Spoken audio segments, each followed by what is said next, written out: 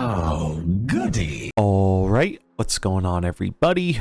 Zombies here again, and today we're back with another Marvel Snap video. It's Friday, so you know what that means. It is time for some more Weekend Quest decks. Now, normally, I wouldn't really do a bunch of new decks for the Phoenix Force, because it's, the Season Pass card. We covered that last week. However, the Phoenix Force got changed, so probably what I'll be doing for this series is the first Weekend Quest thing of the month is going to have, the decks focused around the pass card, and then subsequent ones for that month will probably only feature it if either another card came out to add some support to it, or in this case, if the Season Pass card actually got changed in a way to where new decks are relevant. So that's what happened with the Phoenix Force. It went from being one of the worst, if not the worst, pass card to ever exist, to being a pretty decent card now. Going to a 4/5 so you can move it around more than once adds a huge amount of potential to this card, and it's going to be even crazier when they eventually fix that bug where copies of it from multiple man will actually be able to move around too. Unfortunately, still no ETA on when that's getting fixed, but when it does, it's going to be pretty nutty. So let's take a look at the decks here. We got 2 decks for the Phoenix Force and 3 decks for Echo. First deck here, this is the one I shared the other day in the OTA decks video, and I played a good bit of this. Felt pretty decent. I think this is one of the better ways to go with the Phoenix Force right now if you want to try and get solid value from it. And that's essentially making it kind of an all-in combo deck where we're just trying to get our Phoenix Force combo off, and we have a backup combo in the Shuri Red Skull Taskmaster lines that are just a lot of power. Chavez very important in this deck as we are an all-in combo deck, so anything that helps us get our early game pieces that we need to assemble the combo with more higher chance, that's just good. That's exactly what we want.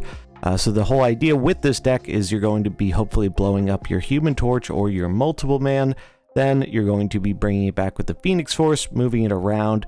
Pretty good overall. I was actually pretty surprised at how much better this deck felt after the buff to Phoenix Force. Nice to see that the Season Pass card is at least playable now.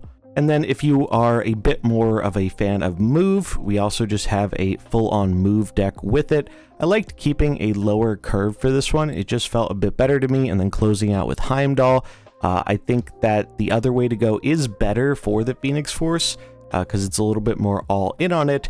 But if you're not as big on going all in on the combo and you just want a decent move plan to fall back on, this seems like a solid way to go, and it's also benefiting from the recent buff to Ghost Spider, which is a pretty powerful addition to the move archetype, as going from 2 to 1 mana definitely makes you able to enable some of your move combos a whole turn earlier in some cases, which is always going to be pretty powerful.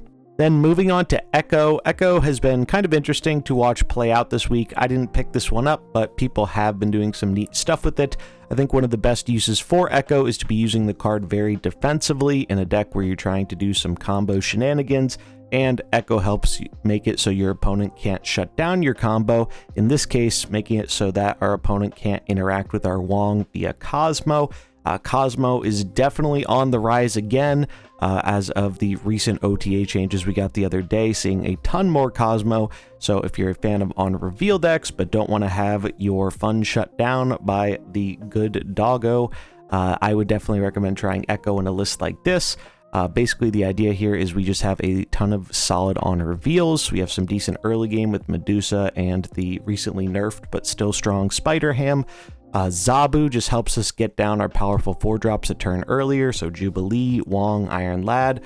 Storm is good because we're going to be able to get into other lanes with White Tiger and Dr. Doom, and then Odin to rebuy our powerful on-reveal effects. So if you're a little nostalgic for the old school on-reveal decks that maybe you played long ago in Pool 1 and Pool 2, this is a pretty neat way to revitalize that archetype without being quite as soft to counters like Cosmo. Then we have the Safety Blade special that has been kind of taking over the ladder. I've been playing a lot of this deck. It is a ton of fun. Living Tribunal buff was absolutely huge for this. The card was kind of mediocre before, and now it's not. Now it's pretty decent.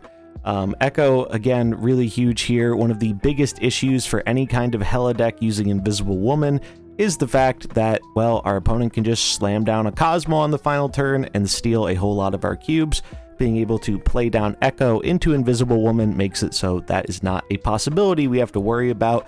And as previously mentioned, with the rise of Cosmo again as of the recent patch, definitely something you want to be aware of, especially as this deck is getting more popular and more people are trying to go out of their way to counter it. The nice thing about this deck is it is remarkably consistent for a Hela deck, because between things like Magic, Jubilee, Lad, we really are going through more of our deck and seeing access to more of our cards than we previously have been able to. And given that draw RNG has often been one of the biggest weaknesses of Hela, it really feels like it makes the deck a lot better. And the Living Tribunal helps offset the weakness of, well, sometimes your Hela cards don't go where you want them to. Doesn't matter a whole bunch because we just spread our power evenly throughout the whole board. And then our last deck here is a bit more of an experimental brew, but if you're like myself, you have no doubt seen a crazy rise in Mr. Negative decks and these Hela decks since the addition of the OTA changes, and this is a Silver Surfer deck that aims to counter those kinds of decks. So we have so many cards here that mess with those game plans. We have Spider-Ham to nuke those Tribunals or those Helas. We have Rogue to steal their Iron Man. We have Cosmo to shut down their Invisible Woman lane. Juggernaut accomplishes that too. We have Echo to turn off their powerful ongoing abilities. It's just, this deck feels like it has almost all the counters you could ever want to the high roll decks that are getting really, really popular right now after the changes. So if you want to be able to counter some of the stuff rather than lean into it, but you still want to play Silver Surfer, I think this is a pretty neat way to go. We also have Storm, who not only is good with Juggernaut, but can take the opponent by surprise, since so many decks are trying to rely on that turn 7 right now. Being able to just shut it off with Storm on turn 6 seems like a good way to rack up some cubes. There we have it. That is going to wrap it up for our weekend quest decks for this weekend with Echo and the Phoenix Force. I'm curious what you're thinking of trying out with this. Are you going to try one of the decks you've seen here? Is there another type of deck you want to try out with one of these cards? Let me know in the comments below. But that is going to wrap it up for this video. As usual, links to the decks in the description. If you enjoyed it, remember to like and subscribe, and I'll catch you in the next one. Peace.